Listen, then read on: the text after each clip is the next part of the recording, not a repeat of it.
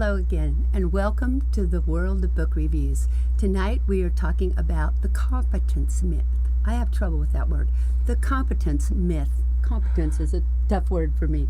It is a book written by Eric Culverson, and Eric is our guest this evening. Welcome, Eric. Glad to have you back for this segment. And we are talking about this wonderful book that he wrote about communication and leadership. And one of the questions I have for Eric is, you talk about being a master of change.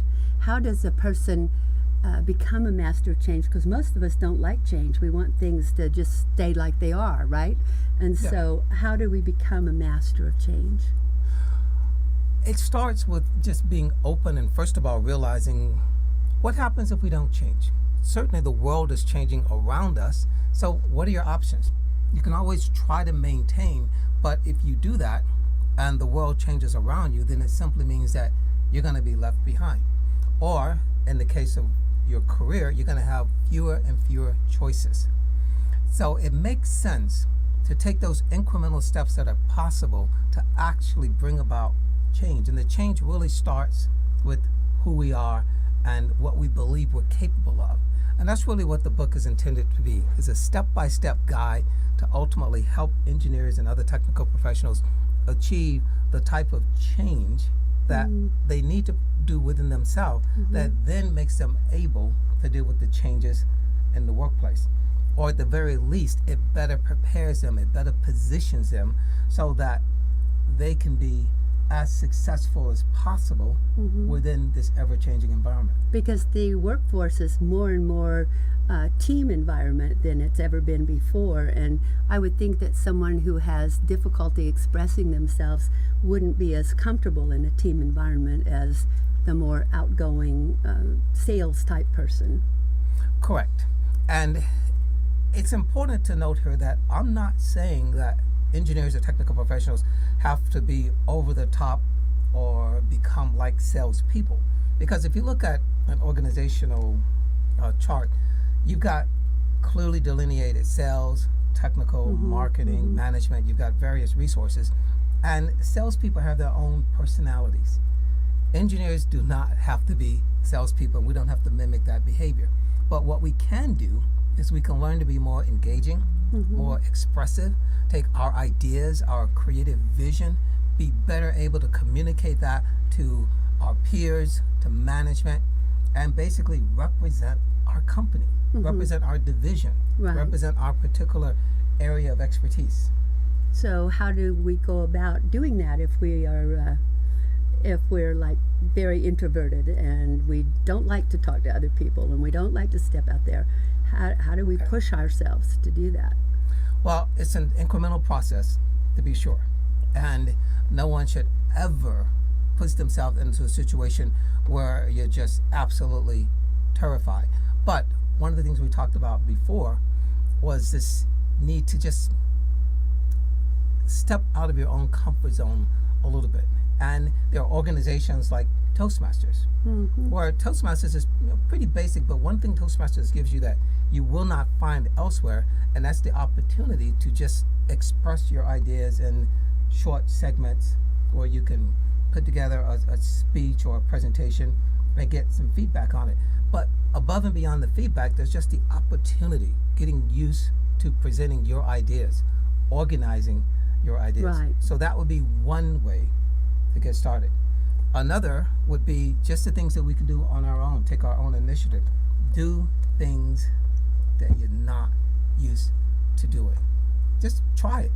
I mean, what's the worst case scenario? What could happen if you actually go to a social function and you actually walk up to 3 people and just introduce yourself, strike up a conversation? Now, what's the worst thing that can happen?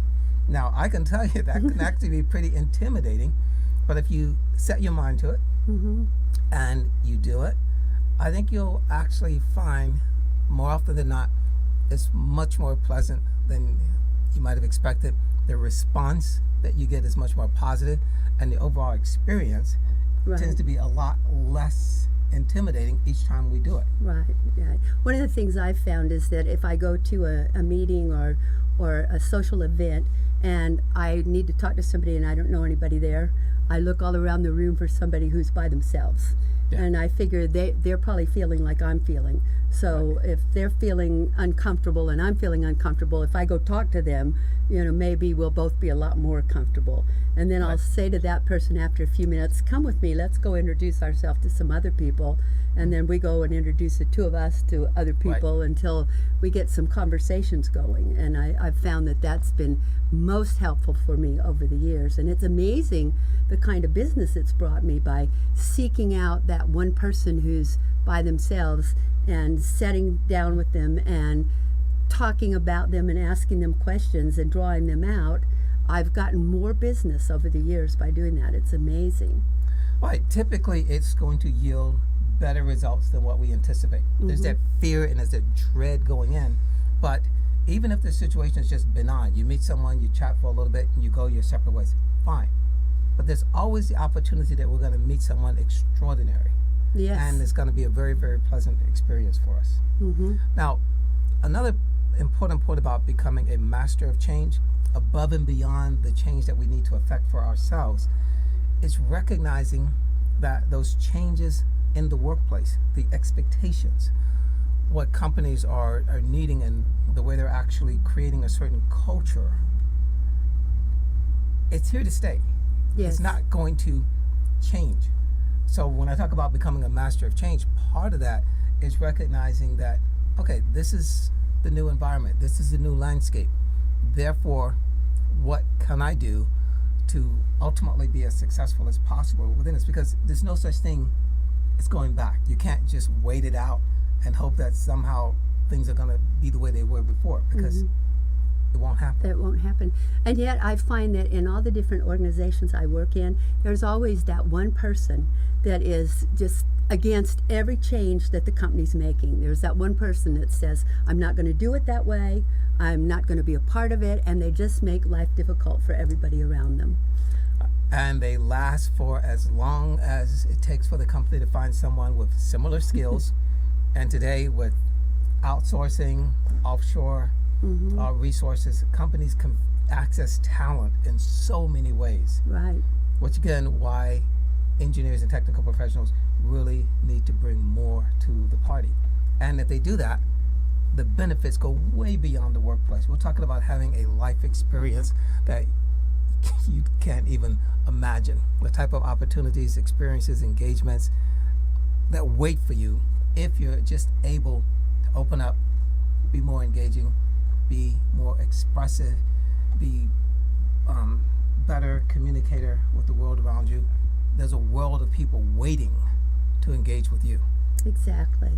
Eric Culverson, thank you. Thank you for being here tonight. Thank you for writing this fabulous book, The Competence Myth. And the subtitle is Why Your Technical Skills Are No Longer Enough and What You Can Do About It.